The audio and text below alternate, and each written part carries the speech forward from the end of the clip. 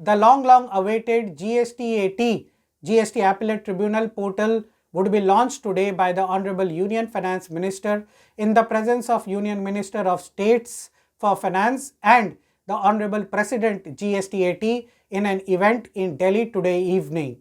So from today or tomorrow, you can start filing your appeals before the GSTAT.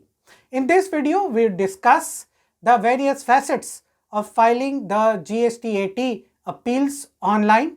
We would also be discussing, as we have done in one earlier video in this series, on one important aspects of TDS in the new Income Tax Act 2025, which you would have to take care and implement correctly so that you would be ready from 1st April 26 for the Income Tax Act 25 implementation.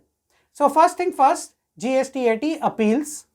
All the petitions in the GSTAT would be online and would be accompanied by various forms.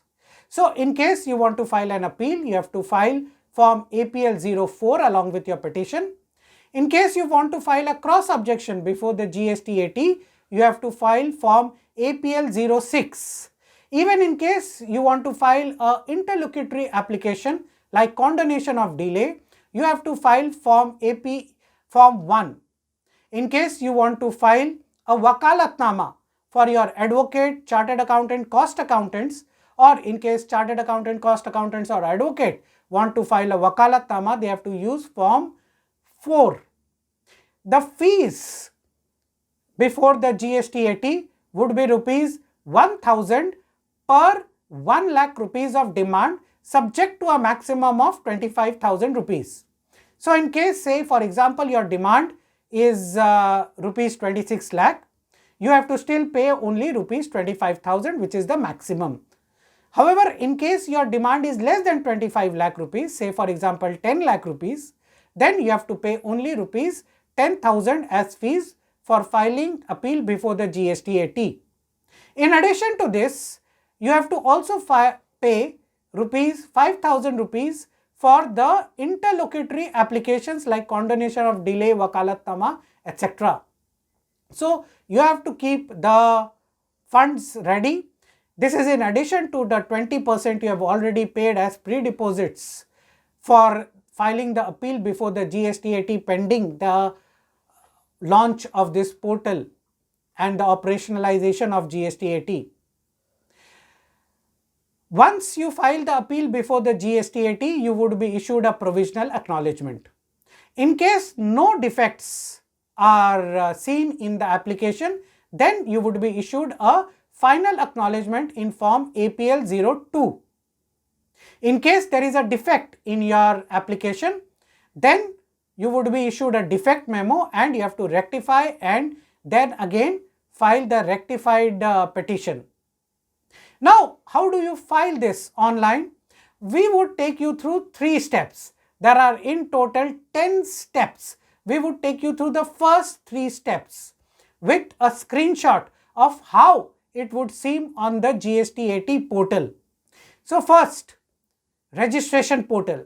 In case you are a taxpayer or even in case you are an advocate or chartered accountant or cost accountant, you have to register yourself first on the GSTAT portal.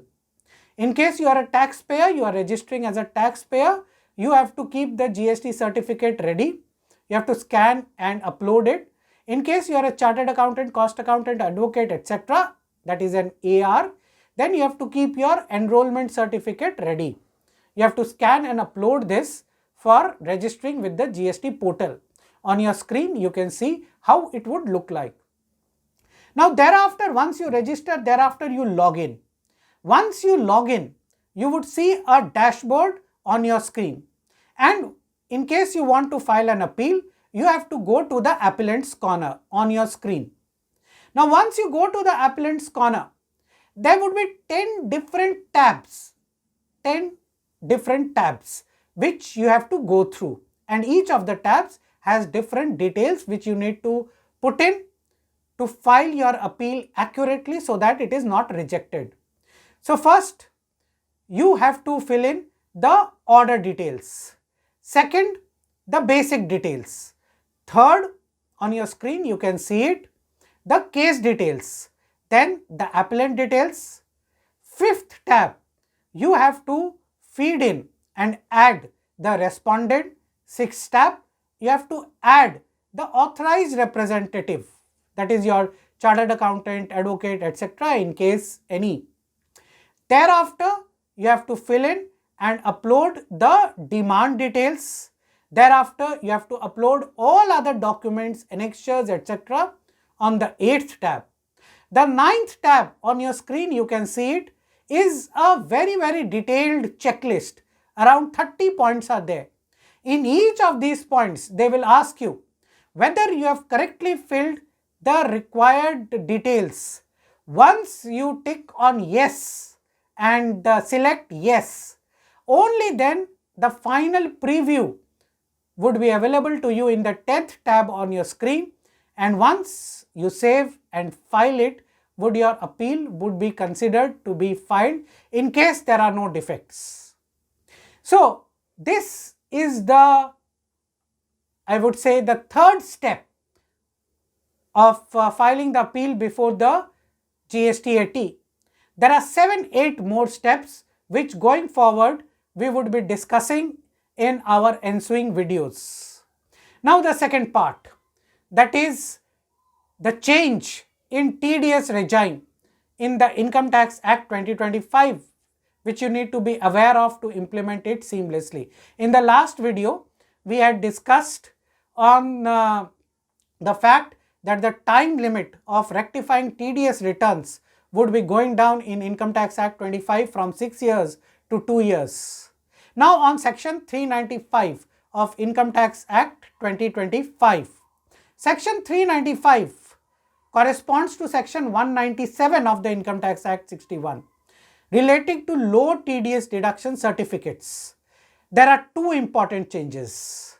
Number one, as of now, once a AO issues the low TDS deduction certificate to a taxpayer, he would not be cancelling the LTDS certificate in the current regime, that is.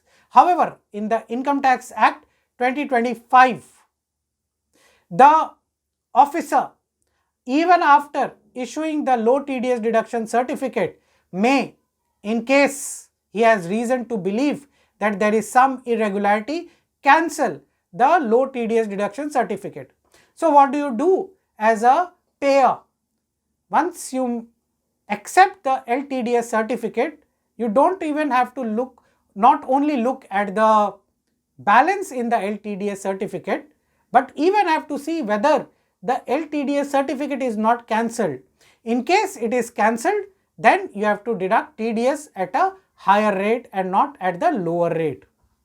Now, second is that the officer, earlier there was a clause that the officer can issue only low TDS deduction certificate.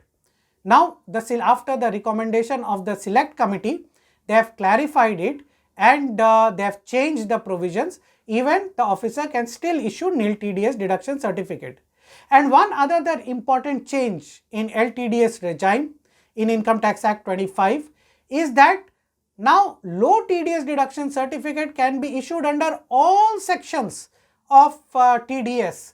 Earlier there was a restriction to issue low TDS deduction certificates, and LTDS deduction certificate could not be issued for certain sections. Now it can be issued for all sections under TDS regime, that is under section 393 and 394 of Income Tax Act 2025. So friends, this is our second video. In the ensuing video, we will discuss furthermore on these two important changes in GST and income tax, on the GSTAT filing of the petitions and implementation of Income Tax Act 2025. Do like, share and subscribe to this channel. Stay tuned. Thank you very much.